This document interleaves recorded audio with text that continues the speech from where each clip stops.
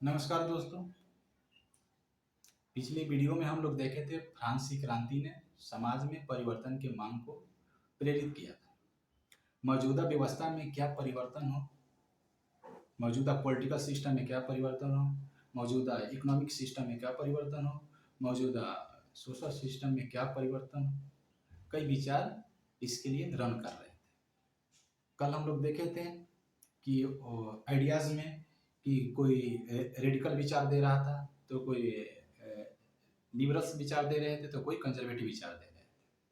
आज हम लोग आगे बढ़ते हुए industrial society and social changes पढ़ेंगे, यानी कि इंडस्ट्रियल रेवोल्यूशन, उसका मीनिंग क्या होता है और उसका समाज पर क्या सकारात्मक और क्या नकारात्मक प्रभाव पड़ा, क्या पॉजिटिव इम्पैक्ट और क्या निगेटिव इम्पैक्ट पड़ा।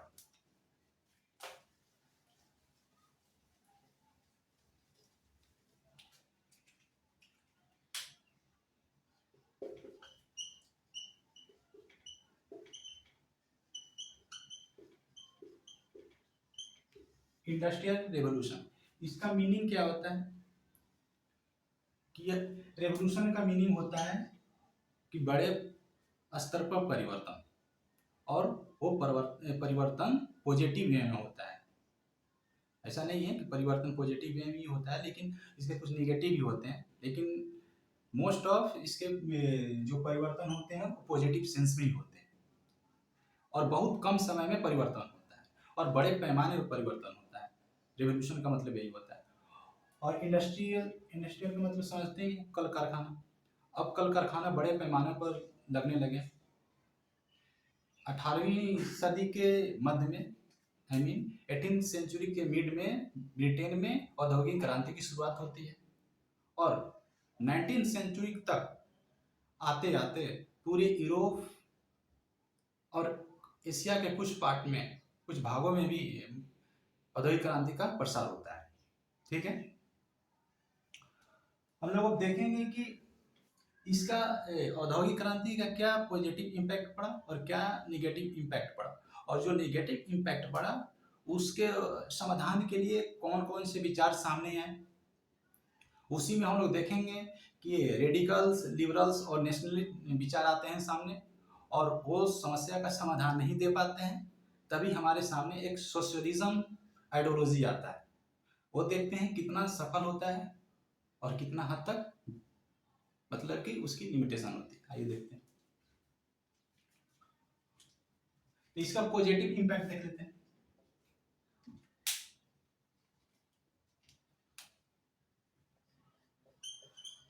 पॉजिटिव इम्पैक्ट,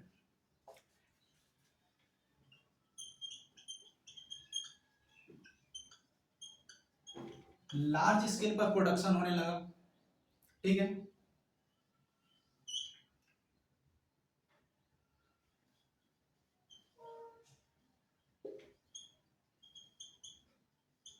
वस्तुएं के दाम कम हो गए। जाहिर सी बात है कि अब बड़े पैमाने पर उत्पादन हो रहा है, बहुत कम समय में उत्पादन हो रहा है और मशीनों के द्वारा हो रहा है। तो जो हाथ से होता था कपड़े का बुनाई या सिलाई, उसके तुलना में उस समय में कई गुना बढ़ गया है उत्पादन। तो जाहिर सी बात है कि वस्तुओं के दाम में कमी आई। तीसरा, कि कल कारखाना ने, इंडस्ट्री ने महिलाओं को, मजदूरों को, बच्चों को एक जगह इकट्ठा कर दिया, यानी कि लेबर ऑर्गेनाइजेशन को बल मिला। लेबर अब संगठन बना सकते थे, अब अपने हक के लिए लड़ाई लड़ सकते थे, तो लेबर ऑर्गेनाइज को बल दिए।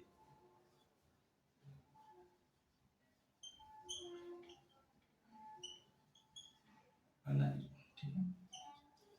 चौथा, ट्रांसपोर्टेशन ट्रांसपोर्टेशन को बल मिला, जैसे रेलवे, केनाल।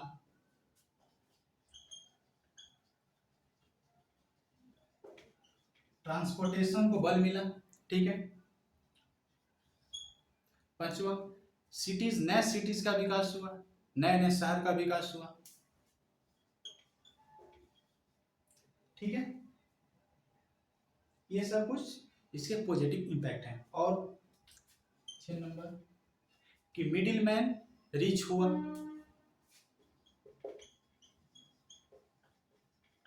मिडिल में रीच हुआ, ठीक है, और इसका निगेटिव इम्पैक्ट पड़ गया।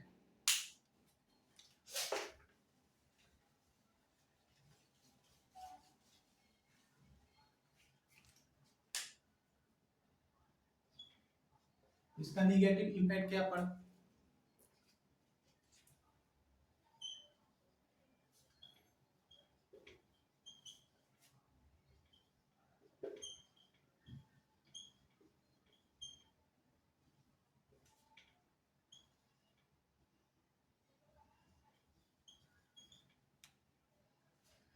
गैप बढ़ा, रिच और पुअर में बहुत बड़े स्तर पर बढ़ा, अमीर अमीर होते गया, गरीब गरीब रह गया, ठीक है।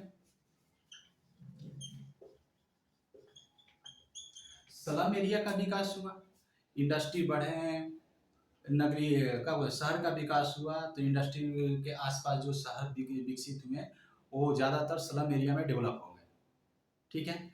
सैनिटेशन का प्रॉब्लम क्रिएट हुआ, सैनिटेशन का प्रॉब्लम क्रिएट हुआ, ठीक है। तीसरा,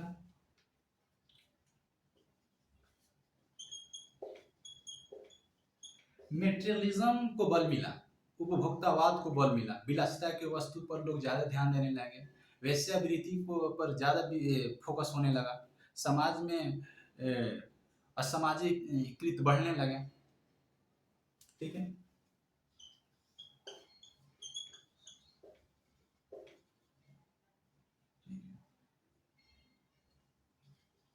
अनसिविलाइज इंक्रीज हो गया, ठीक है। और देखते हैं इसमें,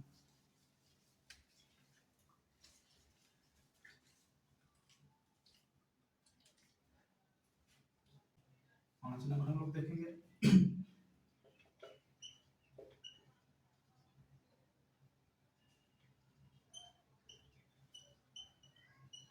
इंडिविजुअल और मार्केट का प्रभाव बढ़ गया। कहने का मतलब है कि इंडिविजुअल किसी एक व्यक्ति का समाज पर बहुत ज़्यादा प्रभाव पड़ गया था, बढ़ जाता था। जैसे कि कोई व्यक्ति कई सारे कंपनियों का मालिक होता था और उसके कंपनी में बहुत हजारों के संख्या में लोग रोजगार करते थे, तो उसका समाज पर दबदबा ज़्यादा बढ़ जाता था। उसके मर्जी के अनुसार पारिश्रमिक तय होती थी, वेजेस तय होते थे। इस पर अंकुश लगाने वाला कोई इंस्टीट्यूशंस नहीं था कि जो कंपनी का ओनर है उस पर कोई अंकुश लगाया जाए, ठीक है।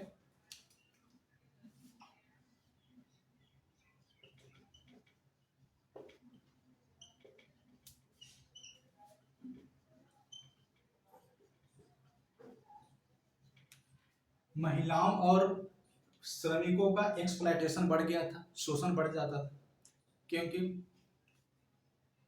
वर्किंग आवर निर्धारित नहीं था। महिलाओं को 12-12, 13-13 घंटा काम करना पड़ता था।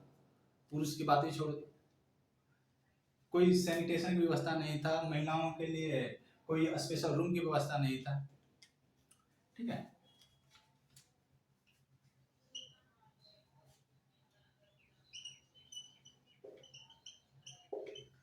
कोलोनाइजेशन का बढ़ावा मिला। कोलोनाइजेशन करने का मतलब है उपनिवेशवाद को बढ़ावा मिला।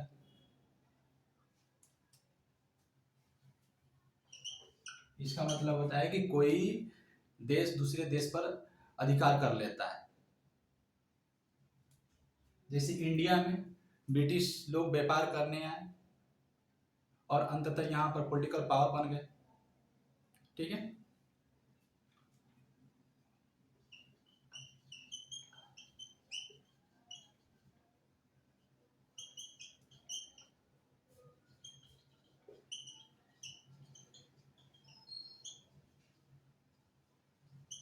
Under developed country become poor, जो कम विकसित देश थे और गरीब होते चले गए।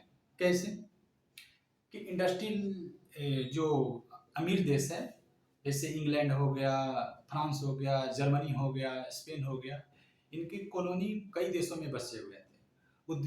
ये लोग दूसरे देश में जाते थे, वहाँ के कच्चे माल अपने देश में लाते थे, ठीक है, और प्रोडक्ट अपने यहाँ वस्तुओं का प्रोडक्शन करते थे और सस्ते माल पर वहाँ अपने कॉलोनी में बेच देते थे। तो जाहिर सी बात है कि वहाँ का जो कॉलोनी वाले जो कंट्री हैं, वहाँ पर इंडस्ट्री तो फले फूलेंगे नहीं, क्योंकि बहुत कम दाम पर वहाँ सामान मिलने लगे थे। इसलिए वो गरीब देश और गरीब होते चला गया। एक तो रॉ मटेरियल वो लोग ले लेते थे, और दूसरी कि बहुत सस्ती वस्तुएं वहाँ पर जाकर बेचते थे, क्यों, जिससे कॉलोनी वाले जो कंट्री हैं इनके साथ कंपटीशन में जीत नहीं पाते थे, क्योंकि उनकी वस्तुएं महंगी होती थी और इनकी वस्तुएं सस्ती होती थी। जाहिर सी बात है कि सस्ती वस्तु को लेने के लिए लोग ज़्यादा झुकाव करेंगे इधर। ठीक है, तो ये सब निगेटिव इम्पैक्ट था। और इसका निगेटिव इम्पैक्ट पड़ा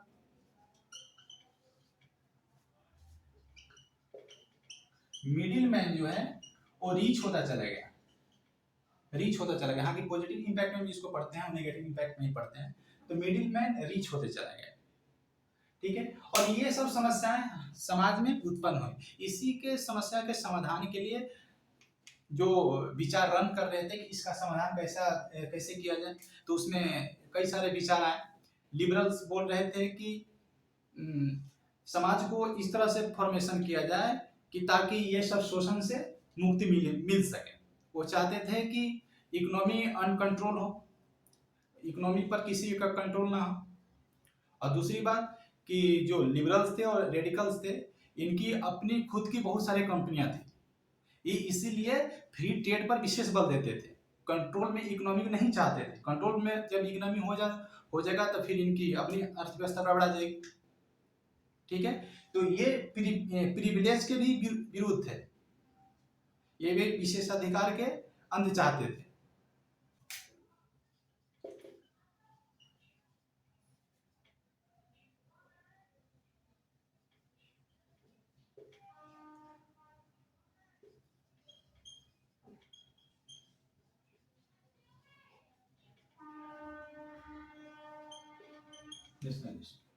ये लोग क्या समाधान दे रहे थे ताकि ये सब समस्याओं से छुटकारा पाया जा सके?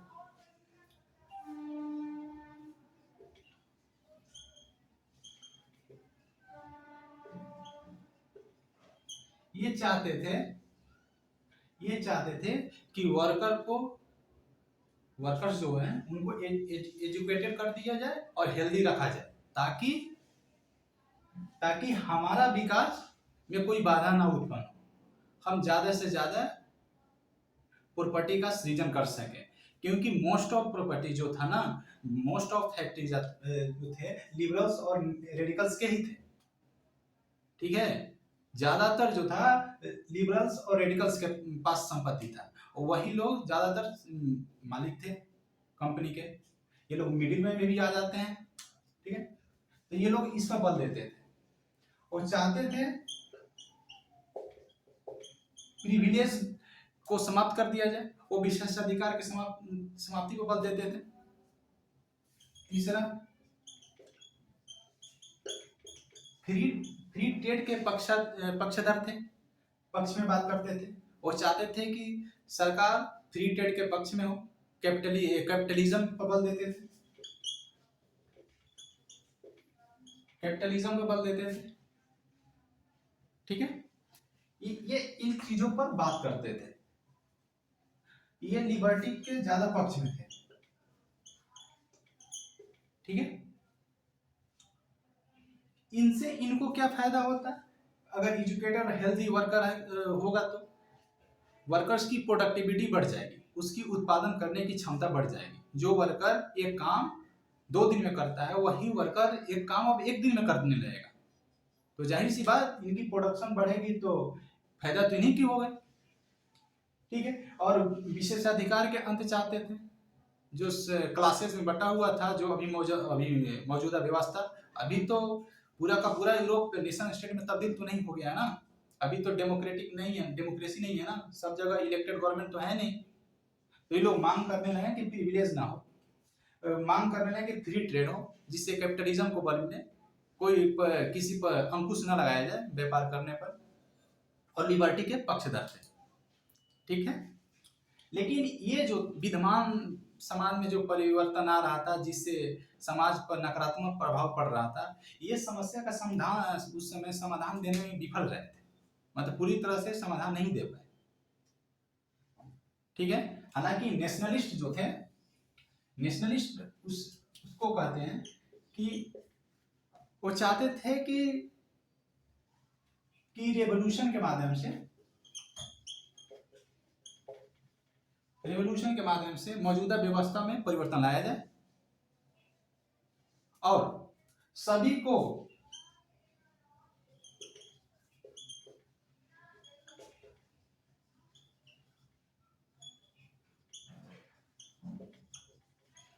All would have equal rights, सभी को समान अधिकार होगा।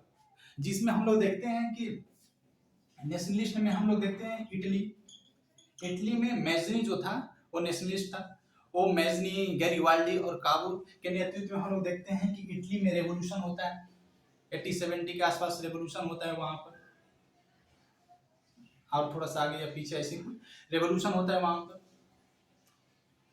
जर्मनी में देखते हैं हम लोग बिस्मार्क के नेतृत्व में वहां पर रेवोल्यूशन होता है कि मौजूदा व्यवस्था को पलट दिया जाए और सभी वहां पर लोग होंगे, सब इक्वल होंगे, इक्वल राइट होगा, इक्वलिटी होगा, लिबर्टी होगा, सबको बराबर होगा। ठीक है।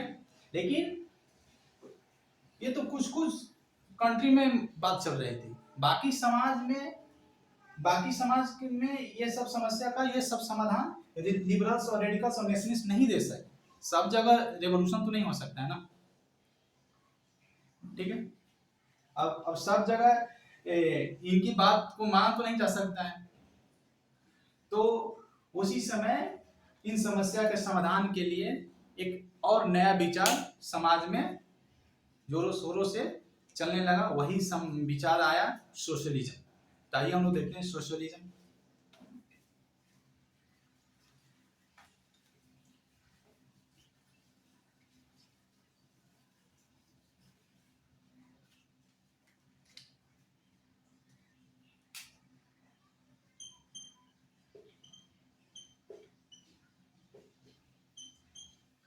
ये सोशलिज्म जो शब्द है ये इक्वलिटी के प्रिंसिपल से उपजा हुआ शब्द है। हम लोग पढ़े ना इक्वालिटी, समानता, इक्वालिटी से ही इसकी उत्पत्ति हुई। ठीक है। किंतु जो समाजवाद के पक्षधर थे, जो समाजवाद के विचार दिए, वो उनका मानना था कि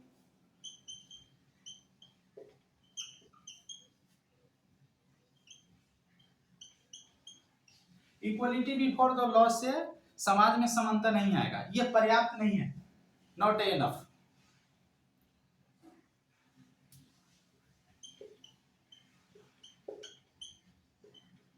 पॉलिटिकल इक्वालिटी आ ही नहीं सकता है समाज में बिना इकोनॉमिक इक्वालिटी के। पॉलिटिक और सोशल इक्वालिटी तभी आएगा जब समाज में इकोनॉमिक इक्वालिटी होगा। समाज में सभी को समान अवसर नहीं मिलेगा, वही अवसर के भुक्तभोगी होंगे, वही अवसर का लाभ उठा पाएंगे जिसके पास इकोनॉमिक पावर है, वही सोशल इंपैक्ट रख पाएंगे जिसके पास इकोनॉमिक पावर है, जो आर्थिक रूप से संपन्न है। जो गरीब है, कमजोर तबका है, मजदूर है, महिलाएं हैं जिसके पास वोटिंग राइट नहीं है, गरीब है जो मतलब कि कल कारखाने में उत्पादन करता है लेकिन उसको उसमें उसकी हिस्सेदारी नहीं मिलती है, जो प्रॉपर्टी का मालिक है, जो कंपनी का मालिक है, वही पॉलिटिकल पावर रखेंगे, वही सोशल पावर रखेंगे। सभी को समान पावर नहीं मिल सकता है, ये केवल दिखावटी है कि इक्वालिटी बिफोर द लॉ। ठीक है।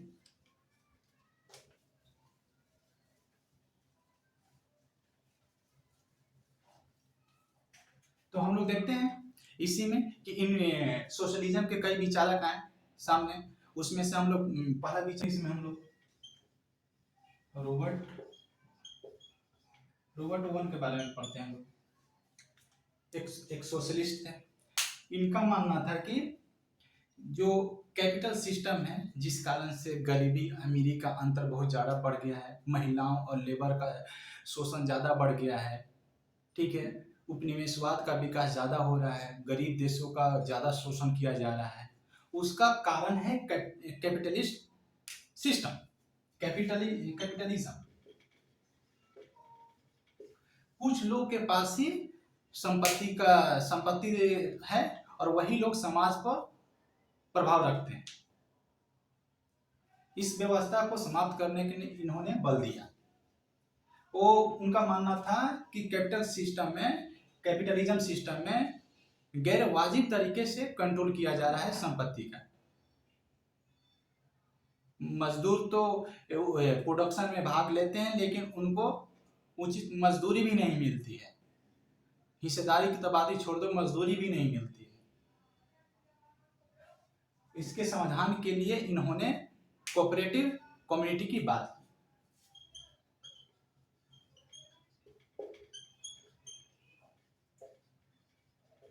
कोऑपरेटिव कम्युनिटी की बात की, यानी कि सभी लोग मिलकर किसी चीज का उत्पादन करेंगे और मेहनत के अनुसार, उनके भागीदारी के अनुसार उनको लाभ प्राप्त होगा, उनकी हिस्सेदारी मिलेगी।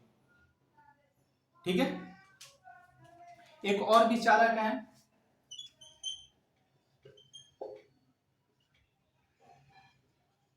Louis Blanc. इनका मानना था कि ये रॉबर्ट ओवेन था ना, ये कोऑपरेटिव कम्युनिटी इंडिविजुअल लेवल पर बात करते थे कि 4-5 लोग मिलकर, 10-20 लोग मिलकर कम्युनिटी ऑनरशिप वाला व्यवस्था करें और जो उससे उत्पादन होगा सभी में उनके मेहनत के अनुसार, उनके लगन के अनुसार संपत्ति को बांट दिया जाएगा। लेकिन इनका मानना था लुई ब्लांक का कि मात्र इंडिविजुअल एफर्ट से काम नहीं चलेगा, इसके लिए सरकार को इनकरेज करना पड़ेगा, सरकार को प्रोत्साहित करना पड़ेगा, उसको सुधार लाना पड़ेगा। काहे कि कुछ के लोग थोड़ा बहुत तो इंडिविजुअल कम्युनिटी, कोऑपरेटिव कम्युनिटी बना सकते हैं, लेकिन सबके सब तो नहीं कर सकते हैं ना। तो इन्होंने गवर्नमेंट के योगदान पर बल दिए कि गवर्नमेंट को प्रोत्साहित करे कोऑपरेटिव कम्युनिटी पर। ठीक है, ये दो। और आगे हम लोग देखते हैं कार्ल मार्क्स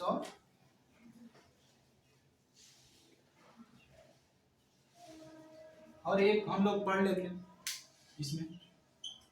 एक थे सेंट साइमन।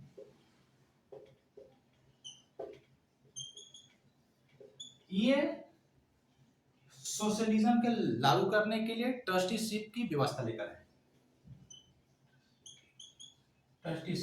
ट्रस्टीशिप में क्या होता है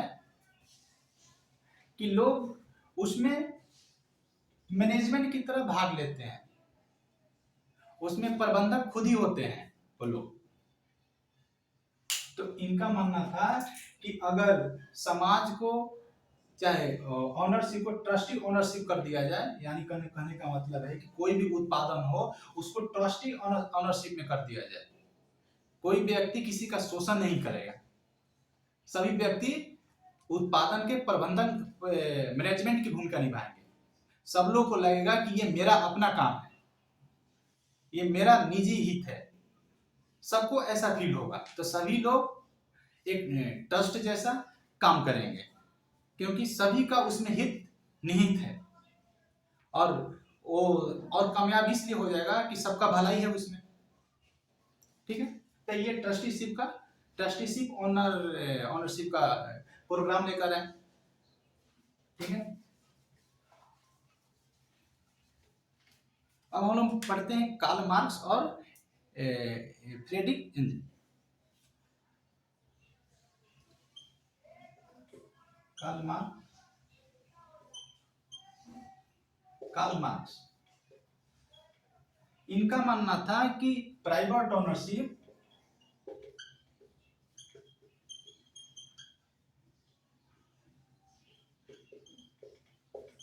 इज रॉन्ग। इनका मानना था कि private ownership is wrong. Community में ऑनरशिप देना चाहते थे।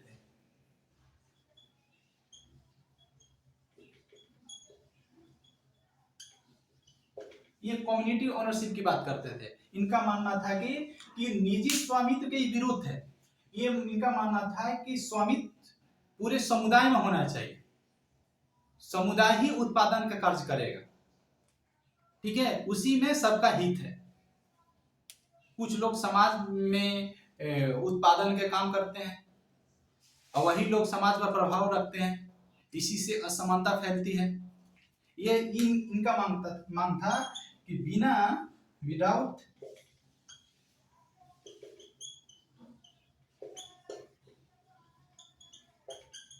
इकोनॉमिक इक्वालिटी पॉलिटिकल और सोशल इक्वालिटी नहीं हो सकता है,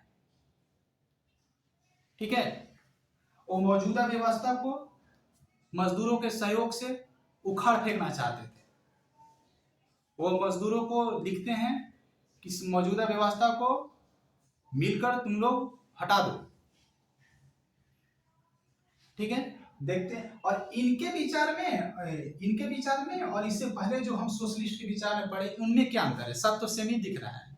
अंतर ये है कि वो लोग जो विचारक थे ना, जैसे कि लुई ब्लांक हो गया, सेंट साइमन हो गए और रॉबर्ट ओवेन हो गए, वो तरीका नहीं बताएं, वो समाधान नहीं दे पाए कि कैसे करेंगे हम, ठीक है। आप सोशलिज्म की बात कर लिए, ठीक है, आपका विचार बहुत उचित है, न्याय संगत है, जस्टिफाई है उसमें, लेकिन वो करेंगे कैसे? वो कोई आइडिया दिए नहीं, कोई समाधान बताया नहीं। इन्होंने समाधान बताया कि हम कैसे करेंगे, हम लाएंगे कैसे, हम रेवोल्यूशन के माध्यम से करेंगे, हम क्रांति करेंगे, मजदूरों के सहयोग से क्रांति करेंगे, और क्रांति के बाद जो सरकार बनेगी वो कम्युनिटी बेस्ड सरकार होगी, वो कम्युनिटी ओनरशिप की सरकार होगी, वो प्राइवेट ओनरशिप की सरकार नहीं होगी। वहां पर कैपिटलिज्म खत्म हो जाएगा, वहां पर सोशलिज्म आएगा, ठीक है। और इकोनॉमिक समानता आएगी जिससे महिलाओं को अधिकार मिलेगा, पुरुष को अधिकार मिलेगा, मजदूर मालिक सब समान बराबर हो जाएंगे, ठीक है। ये इनका मानना था और इसके लिए इन्होंने क्रांति का उपाय दिया, रेवोल्यूशन का उपाय दिया। इन्हीं की पृष्ठभूमि में हम लोग देखते हैं कि रशियन क्रांति होती है। इनसे ज्यादा प्रभावित होकर रशियन क्रांति होती है। हालांकि रशियन क्रांति पूरी तरह से इनके विचार से मिलता जुलता नहीं है, उसमें कुछ डिफरेंसेस है, लेकिन कुछ समाज में क्रांति होने के लिए इन्होंने एक पृष्ठभूमि तैयार कर दी। इनके सोशलिज्म को कहां कहां तक समर्थन मिला, हम लोग आइए देखते हैं।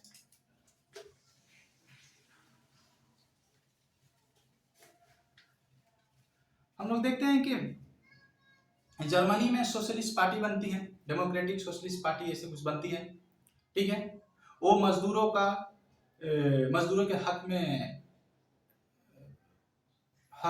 सॉरी मैंने क्या बोल दिया, हाँ, जर्मनी में जो डेमोक्रेटिक सोशलिस्ट पार्टी कुछ ऐसी थी, ठीक है, वो मजदूरों की आवाज उठाती है, मजदूरों का समर्थन प्राप्त करती है। इसी तरह से मजदूर से रिलेटेड, वर्कर से रिलेटेड एक ब्रिटेन में लेबर पार्टी बनती है जो मजदूरों की बात करती है, मजदूरों को आवाज उठाती है, मजदूर कितने वर्किंग आवर्स होना चाहिए, कितनी मजदूरी दर होना चाहिए, इसके लिए मांग करती है पार्लियामेंट में। इसी तरह की एक सोशलिस्ट पार्टी फ्रांस में बनती है जो इनकी समस्याओं के समाधान के लिए काम करती है। अगर ये बेरोजगार हो जाए किसी कारण से तो उनके लिए फंड की व्यवस्था करती है। अगर कोई इंसिडेंट हो जाए, कोई एक्सीडेंट हो जाए तो उसके लिए फंड की व्यवस्था करती है, इंश्योरेंस की व्यवस्था के लिए मांग करती है। इसी तरह की पार्टी रसिया में बनती है, सोशलिस्ट पार्टी, ठीक है। तो वहां मजदूरों के हक की लड़ाई करती है। अंततः सोशलिस्ट पार्टी वहां पर कम्युनिस्ट पार्टी उसी को हम कम्युनिस्ट पार्टी बोलते हैं। तो कम्युनिस्ट पार्टी अंततः देखते हैं कि रसिया में क्रांति ला देती है, मौजूदा व्यवस्था को हटाकर कम्युनिस्ट की सरकार वहां स्टेब्लिश हो जाती है। आगे हम लोग जस्ट इसके बाद हम लोग रशियन क्रांति पढ़ेंगे, इसी पृष्ठभूमि में रशियन क्रांति होती है। हम लोग इंडिया में देखते हैं कि कुछ वर्षों के बाद इंडिया में कम्युनिस्ट पार्टी ऑफ इंडिया बनती है। और कुछ सालों के बाद सोशलिस्ट पार्टी बन जाती है। वो मजदूरों के, गरीबों की तो आवाज उठाती है, वो महिलाओं की तो आवाज उठाने वाली पार्टी है। वो इन्हीं इन्हीं सब विचारधारा से तो प्रभावित होकर उस पार्टी का फॉर्मेशन हुआ है। ठीक है।